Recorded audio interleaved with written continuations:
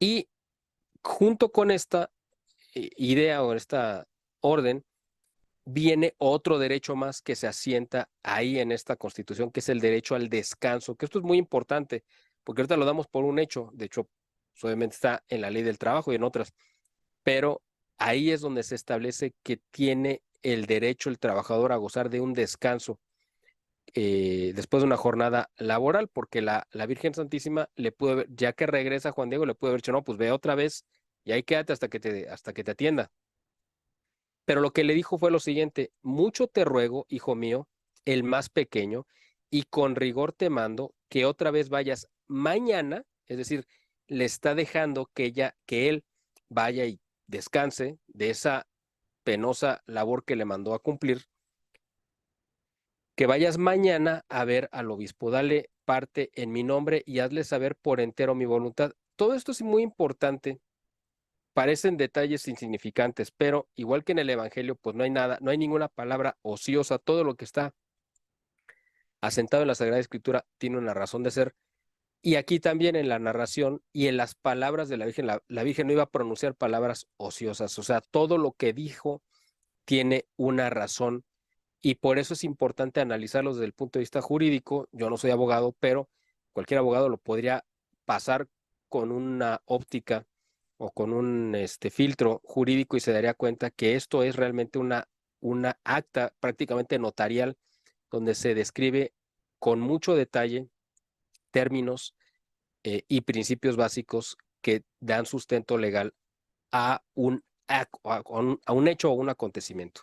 Entonces, por eso ella le dice, por eso la palabra mañana es fundamental, porque le está diciendo, ve y descansa y regresas mañana. Eh, y dile que vas de mi parte y que es mi voluntad, etcétera, etcétera. Entonces él, pues le dice que sí, que de muy buena gana irá a cumplir el mandato y que no va a dejar de hacerlo, ¿no?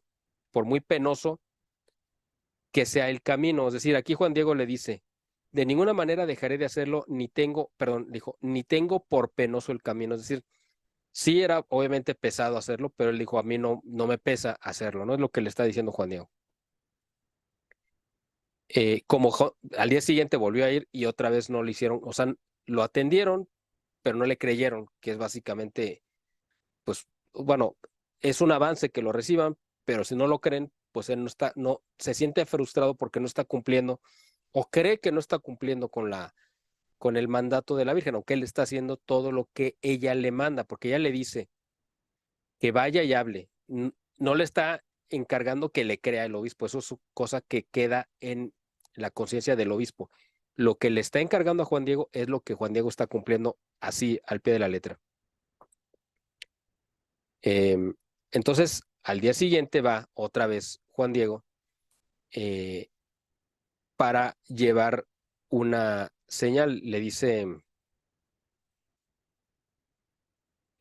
Juan Diego, solicito, o sea, Juan Diego le dice, ¿sabes qué? Pues el obispo me está pidiendo una prueba para ver si realmente lo que yo digo es real, o sea, porque el obispo hasta ese momento dice, estas son las palabras de Juan Diego, no está creyendo que él es un mensajero, sino él está diciendo, pues este viene por su cuenta. No, a lo mejor no es que lo tome a mal, sino él obviamente debe de tener una em, prueba contundente para poderle dar credibilidad a algo verdaderamente excepcional. O sea, no es cualquier cosa lo que estaba escuchando de Juan Diego. Por eso él necesitaba ser prudente y pedir una prueba que le comprobara lo que estaba diciendo Juan Diego. Entonces, él le pide una prueba y la Virgen le dice, bien, hijo mío, volverás aquí mañana para que lleve, o sea, otra vez volvió a ir y le pude haber dicho, ah, pues mira, ven, sube ahorita al cerro, te doy las flores. No, le dijo, ve y descansa. Y mañana otra vez vuelves a ir por tercera vez. O sea, por eso es importante esta palabra mañana, porque aquí se establece que tiene derecho a descansar después de su jornada, así como le había dicho que ella le iba a recompensar generosamente con todo su trabajo y su esfuerzo. ¿Por qué? Pues porque tenía derecho a una paga digna. Volverás aquí mañana para que lleves al obispo la señal que te ha pedido. Con eso él creerá y acerca de esto ya no dudará ni ni de ti sospechará. Y sábete, hijito mío, que yo te pagaré tu cuidado y el trabajo y cansancio que por mí has emprendido. Así que aquí viene exactamente dicho, te voy a pagar porque es justo que el que trabaja reciba una paga y yo soy consciente de tu cansancio y también tienes derecho al descanso. Entonces resulta que el día siguiente, cuando Juan Diego tenía que regresar por la prueba, pues es cuando su tío Juan Bernardino se enferma de muerte y entonces él pues dice, yo tengo un compromiso con la Virgen Santísima, pero mi tío me está pidiendo en su lecho de muerte que vaya a traerle un sacerdote, entonces voy a ir.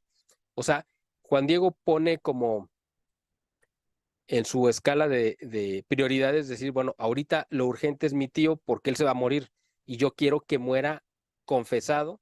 ¿Por qué? Porque lo que me importa es la salvación de mi tío. O sea, la Virgen Santísima pues está en el cielo, pero mi tío está en peligro de que pudiera morir sin los auxilios espirituales. Por lo tanto, Juan Diego cumple con una labor de caridad, es decir, tengo que hacer lo que esté en mis manos por la salvación del alma de mi tío. Por eso, aunque el tío se iba a salvar seguramente, porque me imagino que también vivió una vida de mucha santidad, ¿no? Después de su conversión. Entonces, pero él, Juan Diego, tenía que cumplir con este deber cristiano, ¿no? Entonces él va y se va por una, pues, vamos a decir, como por un atajo, evitando el lugar donde había encontrado a la Virgen Santísima. Esto es un acto un poco muy tierno de Juan Diego, ¿no? Porque pues es como muy ingenuo decir, bueno, pues es la madre del Creador, es la Virgen Santísima, está en el cielo, pero él pues da por un hecho que solamente está ahí, en ese lugar donde la ha visto, ¿no? Entonces es muy tierno esta parte, ¿no? Donde él cree que puede evadir el encuentro con ella rodeando el cerro, ¿no? Pero lo más simpático es la manera en la que reacciona Juan Diego cuando se le encuentra, porque obviamente lo tomó totalmente fuera de lugar, él no, pues no la quería ver en ese momento, iba a cumplir con su deber con ella porque tenía un compromiso, pero su prioridad era el llevarle a un sacerdote, ¿no? A su tío. Entonces él pensó, y eso viene descrito en el Nicaragua Pogua, si me voy derecho, no sea que me vaya a ver la señora, y en todo caso me detenga para que llevase la señal al prelado. Eh, primero bueno, entonces dice, necesito ir primero por el sacerdote porque mi tío lo está esperando, ¿no? Rodea el cerro y del otro lado pues se encuentra a la Virgen, ¿no? Entonces él, pues al verse descubierto, pues obviamente le dio vergüenza, no supo qué decir y ella le dice, bueno, ¿qué hay, hijo mío, el más pequeño? ¿A dónde vas? Como siendo, pues como una madre, ¿no? Que le dice, pues aquí estoy. Y Juan Diego, de una manera muy tierna, pues, le responde, niña mía, la más pequeña de mis hijas. Es como la manera en la que él, pues como él lo escucha de ella, pues él le contestó igual, porque yo creo que no supo qué decirle. Pero para él sí era una frase muy tierna, muy llena de amor, que además es muy propio del lenguaje náhuatl y de la cultura náhuatl, esa parte de las palabras de ternura, ¿no? Pues nosotros lo heredamos, ¿no? En nuestra cultura como mexicanos, que no es común en otros pueblos hispanoamericanos, ni menos en el español, pero en México sabemos que somos muy dados a hablar con diminutivos y a tratar de ser, pues, muy arropadores, ¿no? Muy tiernos con nuestras palabras. Entonces, él le dice, la más pequeña de mis hijas, señora, le dice, ojalá estés contenta, ¿cómo has amanecido? ¿Estás bien de salud, señora? O sea, incluso le menciona cómo él literalmente le mencionó cómo está tu cuerpecito, es decir, cómo estás de salud. Es una forma en la que él obviamente se topó de una manera que no se lo esperaba y no supo qué decirle, ¿no? Entonces, hasta esa parte es como simpática de la reacción espontánea de Juan Diego. O sea, en esta narración aquí se ve que fue algo que él no se esperaba, ¿no? Y ya le dijo, pues mira, voy, en ningún momento le mintió, le dijo, voy por un sacerdote porque mi tío está enfermo, etcétera. Pero en cuanto regrese, pues aquí estoy, o sea, voy a cumplir con tu labor, nada más déjame ir a hacer esto. Entonces, pues yo me imagino que la Virgen lo escuchaba, llena de amor y de ternura, y ahí es donde viene ya, pues como este acto completo y pleno de amor de la Virgen en la cual ella le dice las palabras que están grabadas incluso al pie en la Basílica de Guadalupe, pues donde se muestra el ayate y le dice, oye y ten entendido, hijo mío el más pequeño, que es nada lo que te asusta, que es nada lo que te asusta y aflige. No se turbe tu corazón, no temas esa enfermedad ni otra alguna enfermedad y angustia. Ella le está llenando de, de seguridad y de tranquilidad en ese momento de tribulación que estaba cruzando Juan Diego. Y ahí es donde viene esta parte que es fundamental. No estoy yo aquí que soy tu madre, es decir, le está diciendo dos cosas fundamentales. Estoy aquí, como me estás viendo, y soy tu madre. Son dos cosas fundamentales. No estás bajo mi sombra, y esto es algo que es simbólico, pero también se puede entender como algo literal. ¿Por qué? Porque nosotros vemos que en la imagen del Ayate, que es como seguramente la vio Juan Diego, nada más que en tres dimensiones, la Virgen está frente al sol, es decir, al estar ella frente al sol, pues ella estaba proyectando una sombra sobre Juan Diego. Entonces era literal, pero también era figurado lo que le estaba diciendo. No estás bajo mi sombra, es decir, bajo mi protección. Ella la estaba cubriendo con su sombra real, pero además es una forma de decirle, tú estás totalmente protegido por mí. Para que alguien esté cubierto por la sombra de otra persona es porque esa persona está lo suficientemente cerca. Eso es lo que quiero que la gente entienda. Estaba tan cerca que le dijo, mi sombra está cayendo sobre ti, que es una manera hermosa y poética de decirle, de mostrarle su cercanía. No soy yo tu salud, le dice la Virgen, no estás por ventura en mi regazo. ¿Qué significa estar en su regazo? Cuando una madre se pone en el regazo a un niño es porque se lo siente en las piernas. O sea, ya no hay forma de que esté más cerca de una madre que estar sentado en las piernas, recostado en su pecho, en su regazo. Es decir, no hay forma de que haya más cercanía entre una madre y un hijo que ponérselo en el regazo. ¿Qué más has de menester? ¿Qué más necesitas? O sea, le dijo, aquí está la plenitud, no necesitas nada más. Que no te inquiete otra cosa y ni te aflige la enfermedad de tu tío, que no morirá de ella. Eh, Estás seguro que ya sanó. Y es una declaración en la cual Juan Diego le entrega plenamente su fe a las palabras de la Virgen. Le cree absolutamente, no lo pone en duda. Tan no lo pone en duda. En ese momento, además, se estaba curando el tío, ¿no? En ese momento que ella le estaba diciendo lo mismo. Y es muy probable que la Virgen se estuviera apareciendo a los dos en el mismo momento, a Juan Diego diciéndole está curado y al tío Juan Bernardino en ese mismo momento diciéndole, pues cuando le revela el nombre, ¿no? El nombre de ella. Entonces, en ese momento quedó sellado por un hecho sobrenatural, el primero, o sea, el milagro de la salud, que todo lo que le había prometido la Virgen a Juan Diego era real. Es decir, le dio una prueba de que su poder sí era real y que sí tenía la potestad que Dios le había concedido para otorgar la salud. Es decir, sabemos que los santos, los ángeles y la Virgen Santísima, pues son intercesores, pueden obtener de Dios favores extraordinarios. No los hacen ellos, obtienen de Dios, pero Dios le concede ese poder de ser la principal abogada y que cualquier cosa que la Virgen Santísima le pide a Dios, Dios se la concede. ¿Por qué? Pues porque sabe que lo que le pide ella, pues son cosas buenas. Entonces, aquí quedó materializada la promesa con un hecho concreto, palpable, además en el que hubo testigos, ¿no? De la curación sobrenatural del tío Juan Bernardino.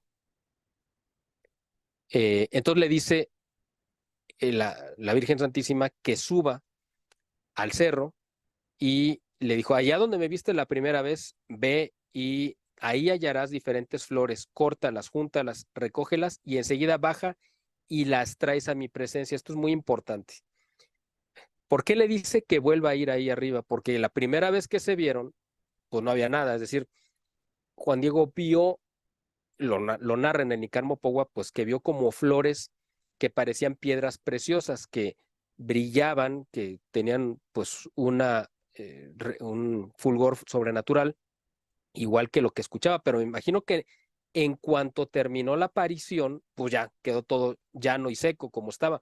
Era el invierno, estaba todo seco y además es un terreno, si ustedes lo conocen, el Cerro del Tepeyac, pues digo, ahorita está muy, muy bonito porque está hecho para los turistas, pero atrás hay una parte que está como estaba, tal cual. Entonces es una zona semidesértica, seca, etcétera. Entonces él sabía, porque había estado ahí 2 días antes, pues que no había nada, estaba todo seco, no había flores.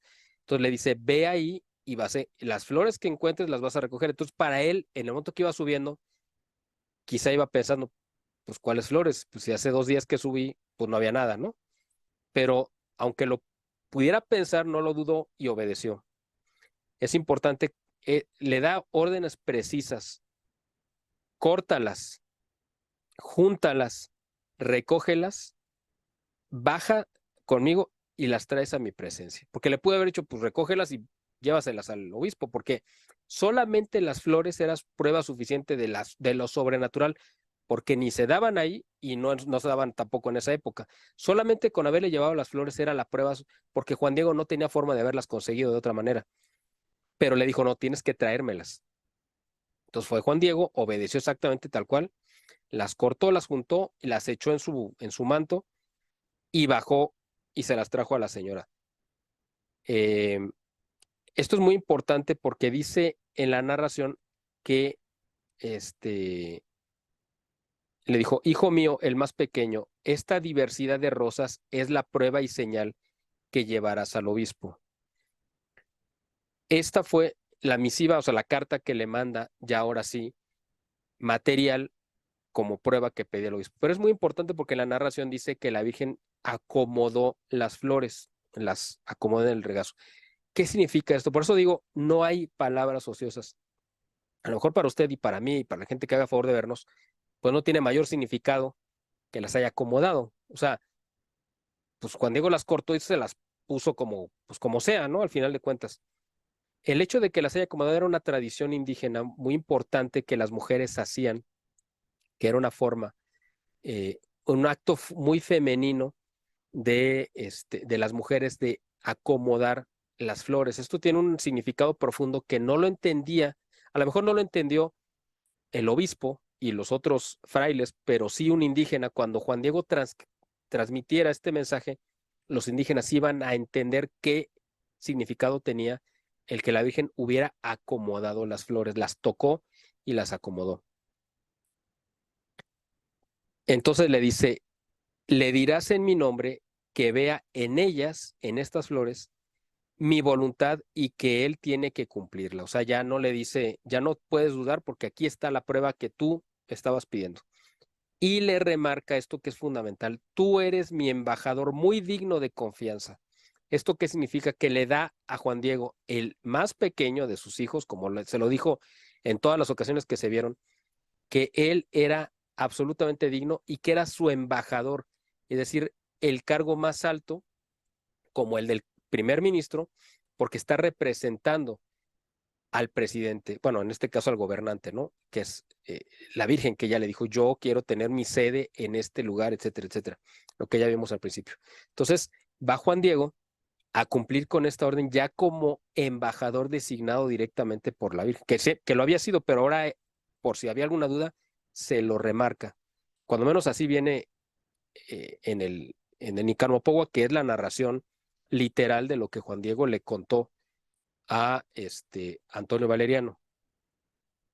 Pero le dice otra cosa, rigurosamente te ordeno que solo delante del obispo despliegues tu manta y descubras lo que llevas. Contarás bien todo, dirás que te mandé subir a la cumbre del cerrito, que fuiste a cortar flores y todo lo que viste y admiraste para que puedas inducir al prelado, es decir, convencerlo de que te dé su ayuda, con objeto de que se haga y erija el templo que he pedido. Entonces ya, pues él iba contento y muy seguro porque ahora sí ya traía las pruebas que le había pedido el obispo. Iba apretando obviamente su ayate para que no se le fuera a caer. Cuando llega al palacio, salieron al encuentro el mayordomo y otros criados del obispo, y les dijo pues que necesitaba verlo, pero ninguno de ellos le quiso, pues ahí lo volvieron a decir, ay, otra vez viene este, ¿no? Pero como vieron que traía algo, pues obviamente les llamó la atención, que querían ver qué traía, entonces quisieron, por curiosidad, asomarse, pero él no los dejó, aunque como eran muchas flores, algunas se asomaban. Entonces, en la narración dice que cuando ellos quisieron tomar con sus manos las flores, estas como que se desvanecían, como que de ser, de estar en tres dimensiones, de repente parecía que estuvieran mmm, hechas con hilos, se me fue la palabra, Como digamos que holograma. grabadas o bordadas Ah, en la tela. Es decir, pasaban de tres dimensiones a dos dimensiones. Entonces, esto los impresionaba porque era algo obviamente que no habían visto. Y si nosotros en el siglo XXI lo viéramos, pues nos impresionaría igual. Porque con toda la tecnología que tenemos, pues yo no conozco a alguien que tenga la capacidad de hacer eso. En un video sí, porque hay efectos especiales, pero en persona, alguien que pueda tomar una flor y convertirla de tres dimensiones en un bordado y luego que vuelva a aparecer, pues eso no se puede hacer. Entonces ellos quedaron tan impresionados que fueron con el obispo a decirle, oiga, acabamos de ver esto. Este indio trae unas flores, pues no creo que hayan usado esa palabra, pero para que la gente lo entienda, pues unas flores mágicas que se desvanecen en el momento que las queremos tocar, pero están ahí, o sea, las vimos, las olimos, pero no las pudimos tocar, se convierten como en bordado y luego regreso. O sea, eso para el obispo pues ya fue como una señal de que algo muy grande estaba pasando. Después de esperar un rato, este, pues él estaba esperando, simplemente que le dieron paso a que entrara con el obispo y en ese momento, pues él despliega ante el obispo, le dijo, esta es la prueba que tú pediste, estas rosas de Castilla son la prueba que tú pediste. En ese momento, cuando ellos ven las rosas de Castilla, para empezar, pues fue una impresión porque no se daban en esta tierra y si se hubieran dado, pues tampoco se daban en esa época del año. Entonces, pues fue un doble acontecimiento sobrenatural, incluso antes de ver estampada la imagen de la Virgen en el ayate. O sea, solamente esas flores hubieran sido suficiente para convencerlos. Pero repito lo que dije al principio, aquí se completa esta parte de flor y canto. Las flores y el canto fueron las señales que abrieron y cerraron, digamos, este, esta narración, esta descripción, este acontecimiento histórico, para que los indígenas, que sí entendían lo que era flor y canto, supieran que era algo divino, que era algo real, verdadero, que no podía, de lo cual no podía dudarse. Era una verdad absoluta. Entonces, le dijo Juan Diego, Señor, le dijo Juan Diego al obispo, Señor, hice lo que me ordenaste que fuera a decir a mi ama, la Señora del Cielo, Santa María, preciosa Madre de Dios, que pedías una señal para poder creerme que le has de hacer el templo donde ella te pide que lo erijas. Y además le dije que yo te había dado mi palabra de traerte alguna señal y prueba que me encargaste de su voluntad. Ella condescendió a tu recado y acogió benignamente lo que me pides, alguna señal y prueba para que se cumpla su voluntad. Hoy muy temprano me mandó que otra vez viniera a verte, le pedí la señal para que me creyeras, según me había dicho que me la daría, y al punto lo cumplió. Me despachó a la cumbre del cerrito, donde antes yo la viera, a que fuese a cortar varias rosas de Castilla. En ese momento, cuando ellos escucharon rosas de Castilla, hay que entender otra cosa, que el obispo, hasta donde yo tengo entendido, pues no hablaba náhuatl, y Juan Diego, pues me imagino que no hablaba castellano, porque además la narración, todo el diálogo, la Virgen Santísima le habló en náhuatl a Juan Diego. Entonces, cosas que iba diciendo Juan Diego se las tenían que traducir a, al obispo, pero, pues, por ejemplo, la palabra Castilla, yo creo que él la entendió, y entonces ahí el traductor le dijo, Rosas de Castilla, o sea, dijo, sí, habrá entendido bien. Después, eso yo creo que para el obispo inmediatamente le dio a entender que ya ahí había una señal sobrenatural. Después me fui a cortarlas, las traje abajo, las cogió con su mano y de nuevo las echó en mi regazo. ¿Eso qué significa? Que las tomó, las acomodó lo que había dicho, porque esto es un símbolo indígena muy importante, y las volvió a poner en su regazo para que te las trajera y a ti en persona te las diera. Aunque yo sabía bien que la cumbre del Cerrillo no es lugar en que se den flores porque solo hay muchos riscos, abrojos, espinas, nopales.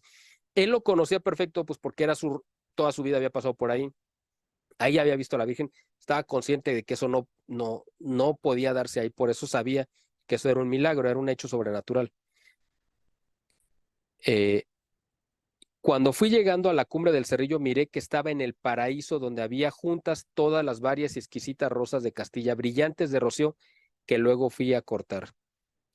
Ella me dijo por qué te las había de entregar y así lo hago, para que en ellas veas la señal que pides y cumplas su voluntad.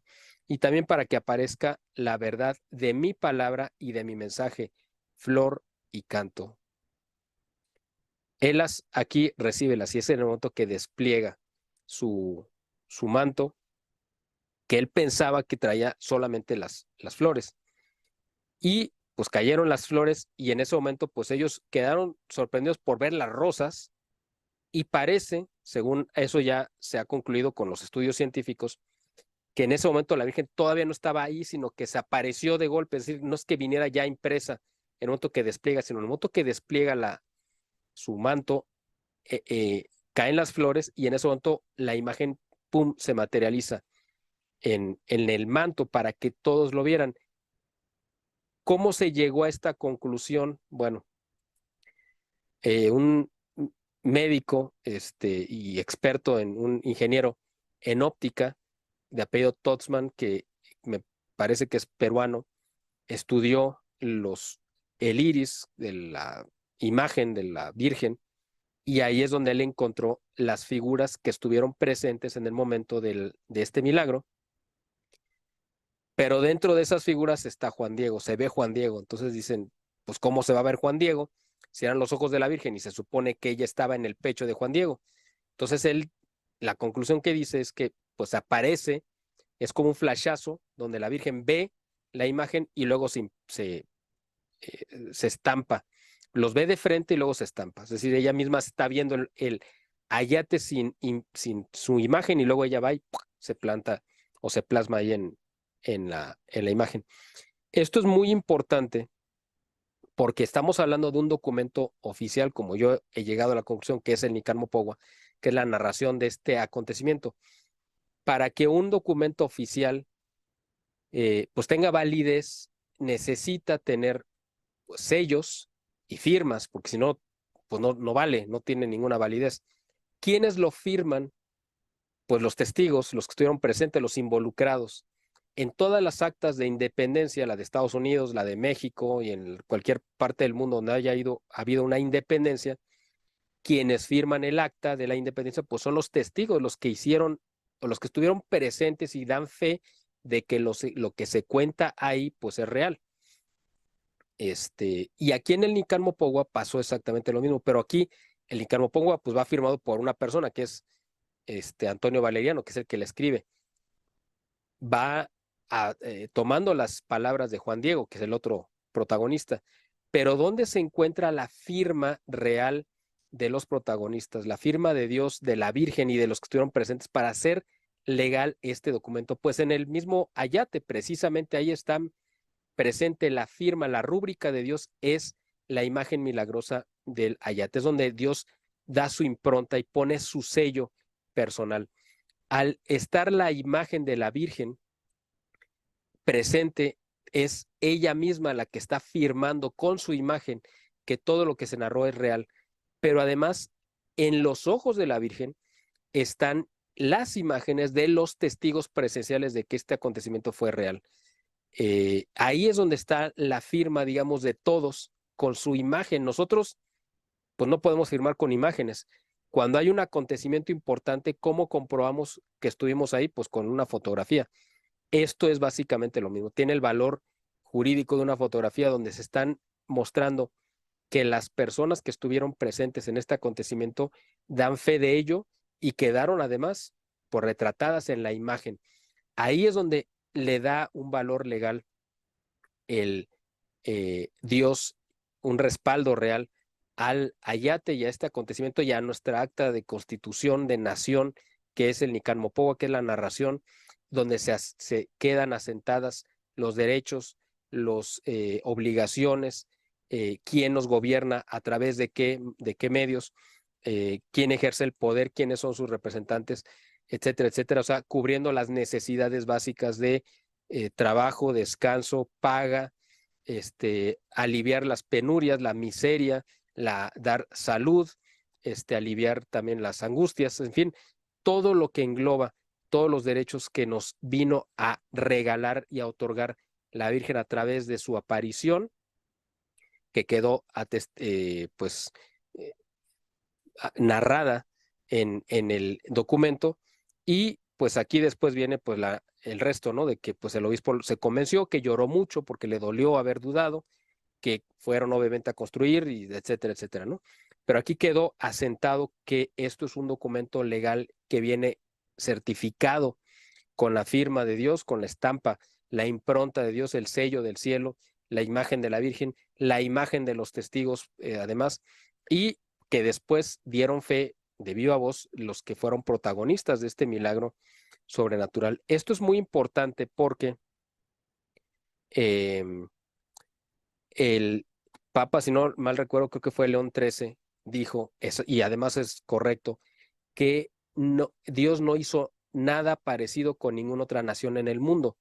Él hablaba específicamente de la aparición de la Virgen y de lo que lo que trajo como consecuencia, pero con ninguna otra nación del mundo pues vino directamente a redactar una constitución, un acta de independencia y a otorgarnos directamente las leyes y derechos que nos rigen, como sí lo hizo en esta nación, con esta nación. Aquí está el documento que lo comprueba y por eso se confirma, efectivamente, no ha hecho nada parecido con ninguna otra nación. Nosotros como mexicanos, pues debemos de sentir muy privilegiados, pero también muy comprometidos con lo que vino a enseñarnos, lo que nos da todos los días la Virgen Santísima, ese amor, esa protección, el colocarnos en su regazo, el cubrirnos con su sombra, todo ese amor, beneficio, auxilio, defensa, importantísimo esa parte, la defensa que es la Virgen Santísima, ¿ante quién? Pues ante Dios. ¿En qué sentido?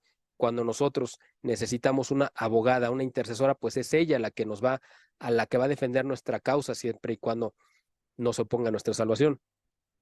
Y también, por último, no quiero dejar pasar, porque creo que es muy importante. Yo sé que en estos tiempos tan convulsos que vivimos en nuestro país, después de que se legalizó el aborto, porque además la Virgen Santísima con su aparición vino a abolir los sacrificios humanos que todavía estaban en algunas regiones en práctica, los abolió como tal, pues Hernán Cortés, ¿no? Cuando él la conquista, pero se seguían practicando de todos modos. O sea, él oficialmente los suspende, pero pues en otras partes se seguían haciendo. Quien los vino realmente a erradicar totalmente, pues fue la aparición milagrosa de la Santísima Virgen, porque provocó la conversión en masa de millones de indígenas que no habían podido ni ser catequizados ni convertirse tampoco porque no habían entendido la fe. Cuando ellos ven ese ayate que para ellos es pues un símbolo que ellos entendían con su cosmovisión, es un códice que ellos entienden a la perfección. Ellos inmediatamente reconocen en los símbolos que ella es la Madre de Dios, que viene embarazada, que está eclipsando al sol, que está parada sobre la luna. O sea, todos los símbolos que después los mismos indígenas le explicaron a los evangelizadores lo que significaba, y ellos entendieron la maravilla que era como códice la imagen de Santa María de Guadalupe.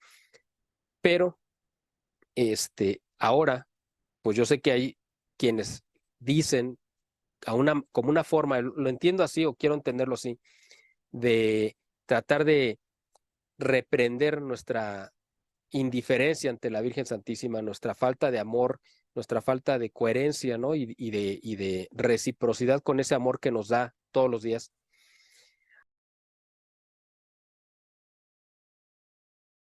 Hay una profecía antigua, yo solo la escuché en el año 95, que si los mexicanos despertaban los demonios que la Virgen había, y el maligno se sentaba en la silla, la Virgen de Guadalupe desaparecería. ¿cuán tiempo la Virgen dejará a México si no oramos? Y será desastroso. Y yo decía, Padre, la tilma, de todo lugar, casa, tilma, lugar, la guadalupana desaparecerá de los corazones de los mexicanos. Sí. Cuando la madre se ausenta, los hijos la valoran. Que la Virgen en apariciones privadas o en revelaciones privadas, lo cual pues hay que tener muchísimo cuidado porque es supuestamente que ella se va a ir, que va a desaparecer del ayate, que se va a borrar su imagen. ¿Cuál es la conclusión a la que yo llego ante esta afirmación que me parece muy temeraria? Pues que es falso, y le voy a decir por qué. Porque ahí está puesta la firma de Dios y la impronta de Dios, y Dios no se desdice de sus palabras. Dios no cambia de parecer ni su voluntad se puede mover, porque si cambiara, pues ya no sería Dios. Dios es perfecto en sus actos y no puede cambiar una decisión que él ha tomado. Y él tomó la decisión de que esta nación la fundara la Virgen Santísima, en la cual iba a gobernar. Para ello pidió una sede, redactó una constitución, declaró una independencia y le entregó la rienda del poder para que ella lo gobernara. Dios no le iba a quitar la tierra que le entregó, no le iba a quitar a la tierra la gobernante que le dio, y no se iba a desdecir, es decir, no iba a borrar su firma, la firma que nos dio, que está ahí, que va a estar para la eternidad. Ese es el pacto que Dios firmó con el pueblo de México y a todos los que lo adopten, es decir, ahí lo dijo al principio, esa concesión de la ciudadanía, no solamente a los nativos de México, a cualquier ciudadano que habite esta tierra, es decir, que venga a vivir aquí, o a cualquier otro fuera de México, aunque nunca venga ni viva aquí, simplemente que ame a la Virgen tanto como los nativos o los residentes de esta tierra, a todos va a cubrir con los mismos beneficios. Entonces Dios no se va a desdecir, no se va a echar para atrás, no va a romper su palabra porque Él la dio y su palabra es eterna. Y en este día tan especial, quiero hacer este en vivo porque una de las maravillas, una de las muchas maravillas de la aparición de la Virgen de Guadalupe aquí en México es que en Guadalupe todos somos videntes, absolutamente todos. Nadie nos dice cómo es la Virgen, nadie nos dice cómo la vieron, sino que nosotros la vemos tal cual es. Nadie nos puede decir tampoco, ¿verdad?, que es un dibujo lo que estamos apreciando ahí. Nadie puede hacer ese comentario. Nadie tiene la capacidad de pintar, por ejemplo, colocarle, dibujarle 13 personas en ambos ojos en un tamaño aproximado de 6 milímetros. Nadie, ni mucho menos con las técnicas que existían en aquella época. Si ahorita no es tan fácil dibujar a 13 personas, pues imagínense en 1531. Además de que no solamente se trata de una imagen, yo como comenté incluso en uno de mis videos anteriores, ella está viva en la tilma del ayate de Guadalupe, ahí en el Cerro del Tepeyac. Está viva, es una aparición, no es que se haya plasmado la imagen y se fue, no. Esa es una aparición. También se dice que hay unos cuantos milímetros que existe de distancia entre la imagen de la Virgen María con lo que es en sí el material del ayate. Fíjense qué impresión.